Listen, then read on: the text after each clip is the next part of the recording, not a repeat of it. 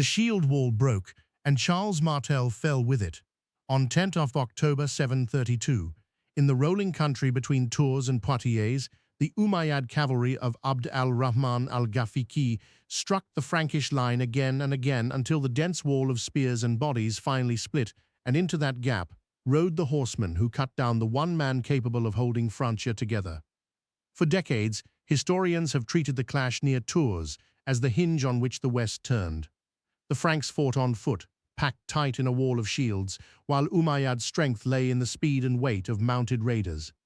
In the history we know, the wall held, al-Ghafiqi was killed, and the raiders withdrew south overnight. In this alternate timeline exploration, we examine what could have happened, and why the real history unfolded differently, because here the wall did not hold. Martel, mayor of the palace and the true power behind the figurehead Merovingian kings, died on the field before he could consolidate his line. And what no one among the surviving Franks could yet grasp was that the man they had just lost would never earn the byname history almost gave him, Martel, the Hammer. The hammer had fallen instead. The raiders did not turn back. With no Frankish commander to harry their retreat and no army left intact to threaten their flanks, the columns that had come for plunder discovered they could stay. They wintered north of the Loire, in lands that the year before had belonged firmly to Carolingian power. What had been a seasonal expedition for treasure and frontier glory slowly hardened into something else. The old Roman roads still ran straight across Gaul, and the river crossings that controlled movement between north and south became points worth holding. Garrisons rose where camps had been.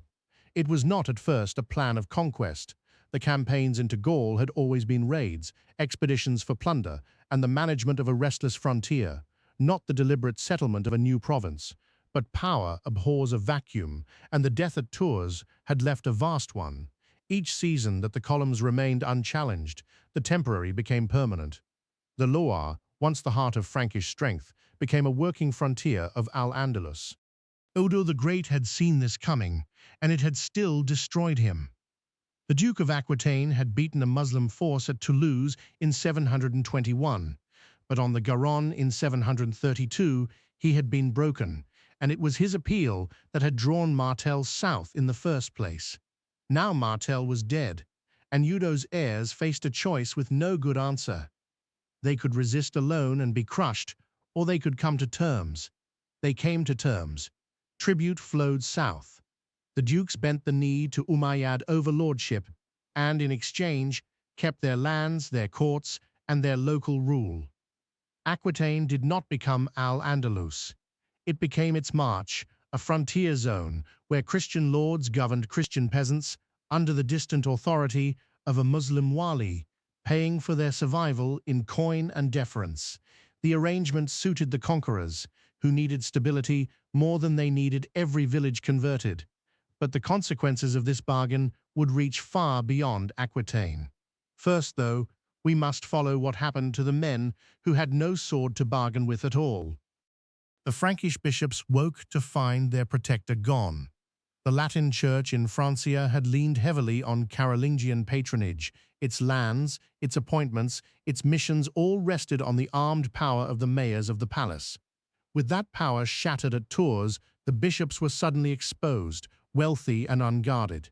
They looked everywhere for a new sword. Some turned to Rome, hoping the papacy might offer what Francia no longer could. Some looked to the Lombard kings in Italy, who watched the Frankish collapse with sharp interest. Others attached themselves to whatever Frankish lord still commanded men. And in the east, the work of Boniface among the German peoples stalled. His missions had always depended on Frankish soldiers to stand behind the cross. Without an armed patron to protect the new churches and compel the wavering, the evangelization of Germania slowed to a crawl and in places simply stopped. The faith did not vanish, but it lost its engine. They had already lost one kingdom, and now they watched the same shadow fall on the land that had sheltered them. The Visigothic nobility and clergy had fled Hispania after Tariq ibn Ziyad shattered King Roderick at the Guadalete in 711, and Visigothic rule collapsed within a decade. Many had found refuge in Frankish and Lombard lands, carrying their law codes, their liturgy, and their memory of a Christian Hispania. Now, with Gaul itself turning, they moved again eastward and southward, settling as a displaced elite in Lombard Italy and the eastern Frankish territories that remained beyond the reach of the Loire garrisons. They were exiles twice over, and they brought their inheritance with them: the Visigothic legal tradition, the Iberian forms of worship, the genealogies of a vanished court. In Lombard Italy especially, these refugees became a distinct and learned presence, keepers of a culture that no longer had a homeland. In the history we know, Martel's son Pepin the Short deposed the last Merovingian and was anointed king in 751 with the blessing of the Pope. None of that happened now.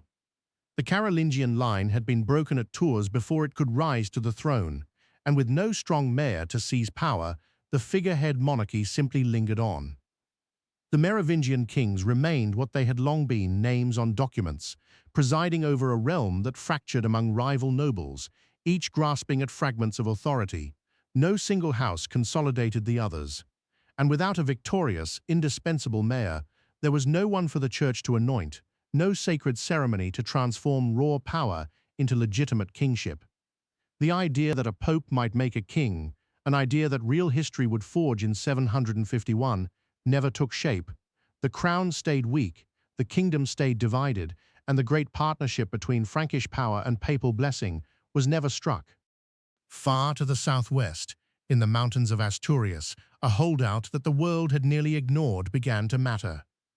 Pelagius had started his resistance in the Asturian highlands around 722, a small and remote thing, easy to dismiss as a curiosity at the edge of a conquered peninsula. But as the south shifted north and Gaul itself fell under Umayyad authority, those mountains became something more: the last organized Christian polity of any weight in the west. Refugees climbed toward it. Clergy who could find no patron elsewhere carried their books and relics into the hills. What had been a footnote became a destination, a gathering point for a fractured Christendom that had lost its Frankish champion and its anointed king. The seed of resistance that history would call the Reconquista did not die in obscurity. It grew slowly because there was nowhere else left to grow. There was no Charlemagne. In the history we know, Martel's grandson was crowned emperor in Rome on Christmas Day of the year 800, reviving the dream of a Latin empire in the west. But the line that would have produced him ended in the mud near Tours, and so the coronation never came. No single ruler rose to unite the Frankish lands. No emperor stood beside the Pope to embody a renewed Christian imperium.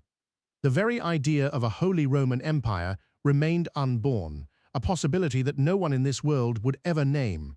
Instead, the Church bound itself more closely to the powers that survived: the Lombard kings in Italy and the stubborn holdout in the Asturian mountains.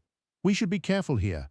A single battle did not, by itself, determine all of European history, and an Islamic Gaul would have been neither paradise nor ruin, only different, shaped by tribute and accommodation and the slow work of frontiers. What the death of one commander near the Loire truly removed was not a civilization, but a particular path: the Carolingian rise, the anointed king, the Christmas emperor.